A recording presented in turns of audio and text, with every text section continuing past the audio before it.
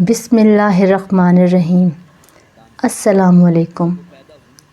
آج ہم حضرت زکریا علیہ السلام کا واقعہ پڑھیں گے۔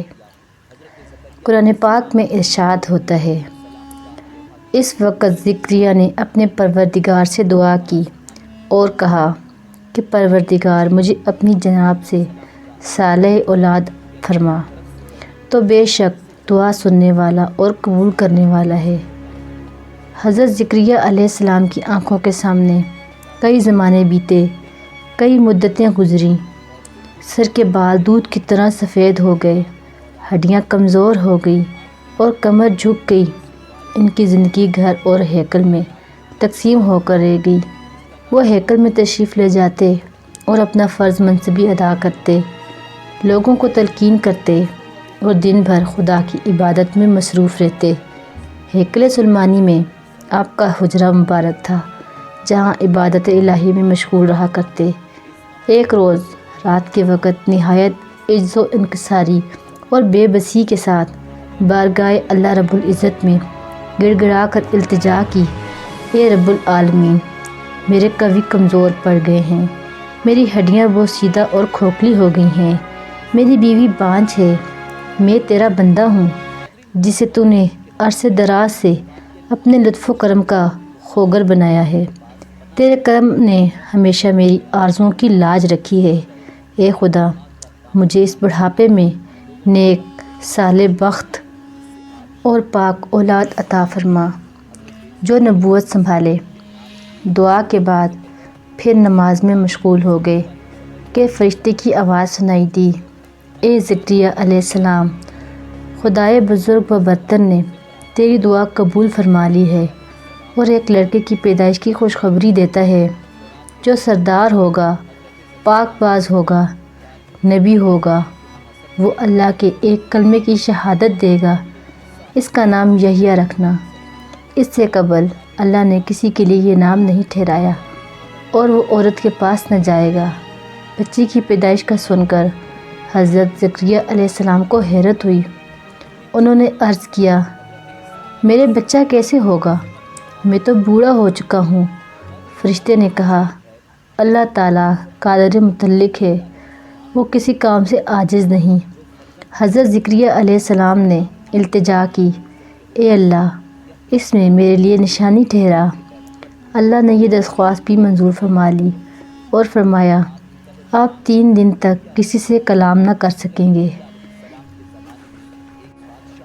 یہ بات بنی اسرائیل کے لیے کم خوشی کا باعث نہ تھی کہ حضرت زکریا علیہ السلام کا ایک صحیح جانشین اور علم و حکمت اور نبوت کا سچا وارث عالم وجود میں آنے والا ہے۔ جہاں اللہ رب العزت کے نبی حضرت زکریا علیہ السلام بنی اسرائیل کو راہ مستقیم پر زندگی گزارنے کے لیے وعظ و نصیحت کرتے تھے، وہاں شیطان لوگوں کو سبز باغ دکھا کر گمراہ کرنے پر تلا ہوا تھا۔ اکثر لوگ عبادت و دینی رسومات سے دور ہٹتے جا رہے تھے اور ان میں ایسی بات سرایت کرتی جا رہی تھی جو اللہ تعالیٰ کو ناپسند تھی۔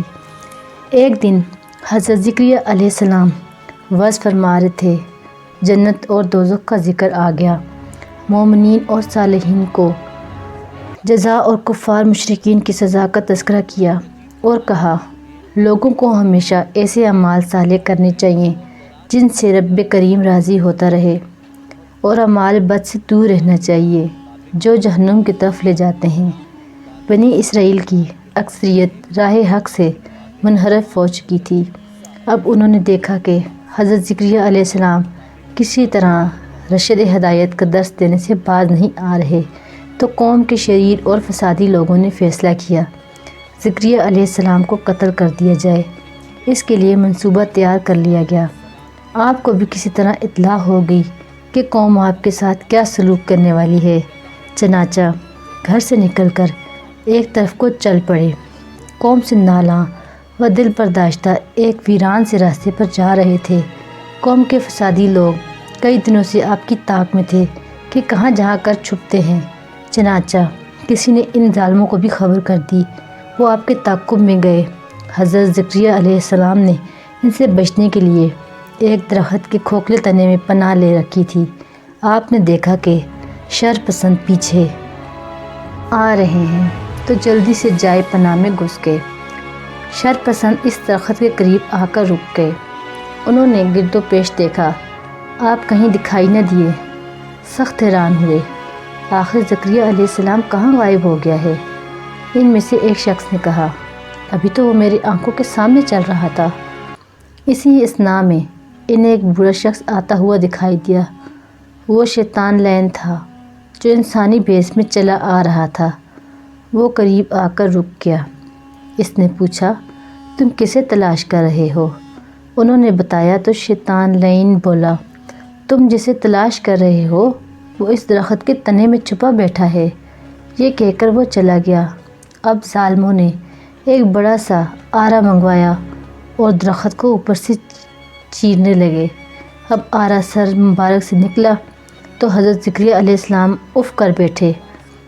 فوراً جبرائیل علیہ السلام تشریف لائے اور کہا، اے زکریا علیہ السلام، اللہ تعالیٰ فرماتا ہے اگر اف بھی کرے گا تو پیغمبروں کی فہرست سے خارج کر دیا جائے گا۔ خداوند کریم جو سارے جہانوں کو پناہ دینے والا ہے، اسے چھوڑ کر تو نے درخت سے کیوں پناہ طلب کی؟ اب تو اس درخت سے پناہ مانگ ورنہ صبر کر۔ یہ پیغام سن کر حضرت زکریا علیہ السلام کو مر جانا منظور تھا، لیکن پیغمبروں کے دفتر سے خارج ہونا منظور نہ تھا۔ آرا چلتا رہا، آپ کا جسم ادھر کٹ کر 2 حصوں میں تقسیم ہوتا رہا اور یوں آپ نے جان آفرین کے سپرد کر دی۔